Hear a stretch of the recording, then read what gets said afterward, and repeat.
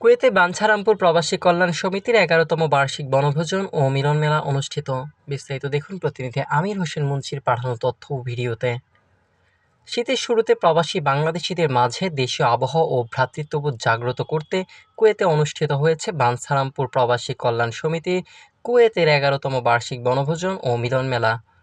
গত ১৯ ডিসেম্বর ২০২৫ শুক্রবার কুয়েতের শেবাদী এলাকার এক রিসোর্টে আয়োজিত এই অনুষ্ঠানে ব্রাহ্মণবাড়িয়ার বাঞ্ছারামপুর উপজেলার বিভিন্ন শ্রেণী পেশার কুয়েত প্রবাসী বাংলাদেশিরা স্বতঃস্ফূর্তভাবে অংশগ্রহণ করেন।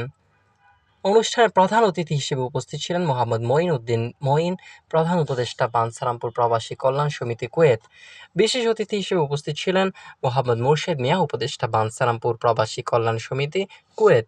অনুষ্ঠানে সভাপতিত্ব করেন সমিতির সভাপতি মির্জা সুহেল বেগ এবং সঞ্চালনা করেন সাধারণ সম্পাদক নজরুল ইসলাম। বক্তব্যে অতিথি ও আয়োজকরা বলেন, প্রবাসের মাটিতে এ ধরনের সামাজিক ও সাংস্কৃতিক আয়োজন প্রবাসীদের মাঝে দেশীয় আনন্দের অনুভূতি সৃষ্টি করার পাশাপাশি ভ্রাতৃত্বের বন্ধনকে আরও দৃঢ় করে। এতে প্রবাসে থেকেও সবাই ঐক্যবদ্ধ ও সংগঠিত থাকার অনুপ্রেরণা পান।